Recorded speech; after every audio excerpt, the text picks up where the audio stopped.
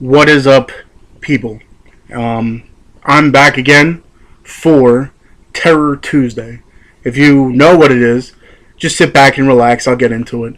For those who don't know what it is, it's where I give you about 3 titles that you should watch. If you haven't seen them, if you have seen them, more power to you. If you haven't seen them, I'll give you a little review on each one and tell you why you should watch it.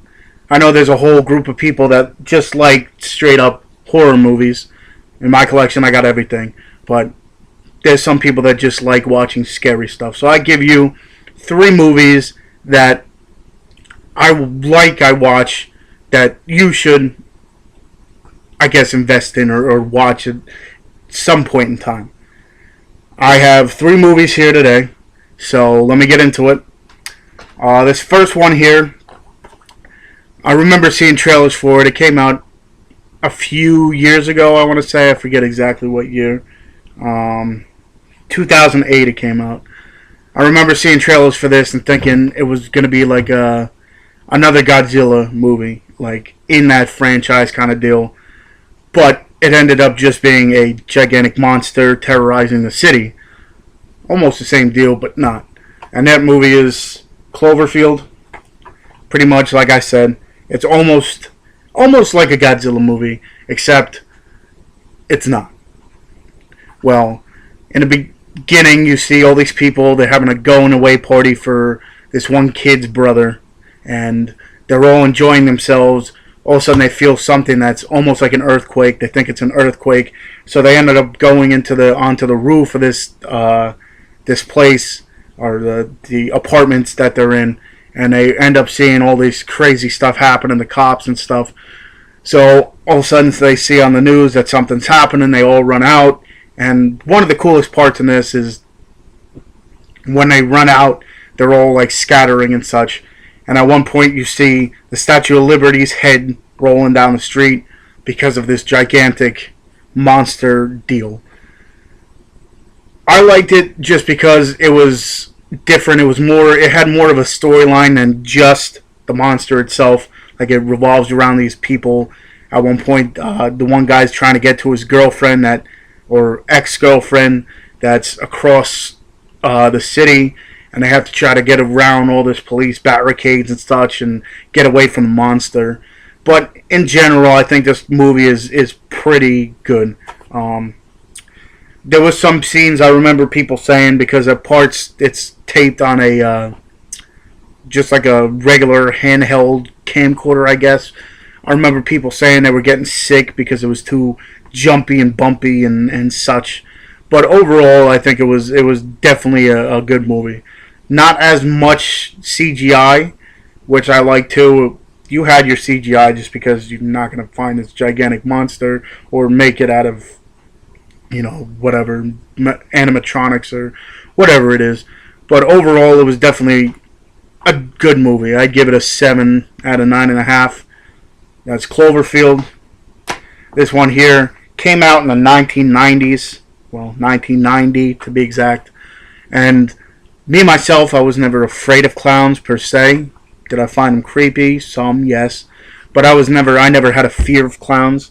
So, I don't know if people saw this movie and had a fear of clowns, because I've talked to people and they say they don't like them. But if you do have a fear of clowns, this movie will probably scare the shit out of you. And that is It, Stephen King's It. This one is actually a pretty long movie. The first half, I think, is better than the second half. The first half is this clown, Pennywise, ends up terrorizing this town. And pretty much there's, I think, 6 kids total that end up seeing this thing. Like, it ends up screwing with each kid individually and in different ways. He kind of finds your fear and just takes that and does stuff to you with your fear. So at first no one was saying anything because they didn't know if it was just a dream or whatever. Anyway, they end up all talking and finding out that they all have had something to do with this clown, and they want to go and pretty much kill this clown. They find out where it is, and they make a plan to end this clown. And that's the first half. The second half is they do do whatever. They think they kill this clown, but little spoiler alert, they don't. The second half of this movie is them all older, and the one guy that stayed in the town, everybody else pretty much left. The guy that stayed in town, he hears about all these stories happening again, so he calls each one individually and says, this clown is back. You got to come back, because they made a pact at the end. If they didn't kill it, if it ends up coming back, they all would come back.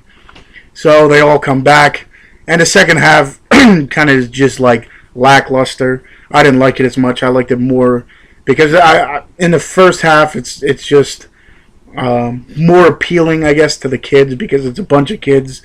I apologize. A bunch of kids coming together and trying to take this clown down.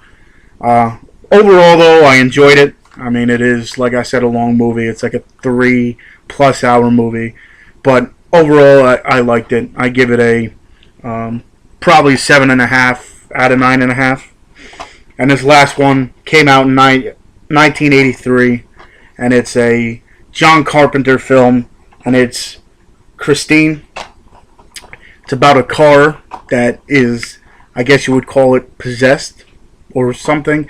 Something makes this car have a mind of its own, a life of its own. Not a life, but there's something eerie about this car, and whoever owns it, bad stuff starts happening. People start dying and such. And eventually this car ends up in the hands of a 17-year-old kid, and he's, it's his first car, and he's trying to clean it up and such. And again, this car takes, I guess you want to call it, possession of this kid. He pretty much falls in love with this car, and it pretty much runs his life. Like, his friends are seeing a change in him. He starts liking this girl, and the girl sees some crazy stuff going on with it. And then again, deaths start happening and such. This one I enjoyed a lot. I was never a car fanatic, but it definitely is interesting. A lot of car fanatics like this. I know one of my buddies is a real big into cars, and this is one of his favorite movies. But this, I'd say, watch over the other two. This one is definitely a classic.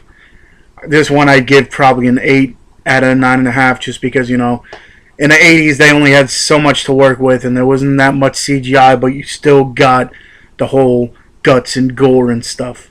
So those 3 movies there were my Terror Tuesday picks.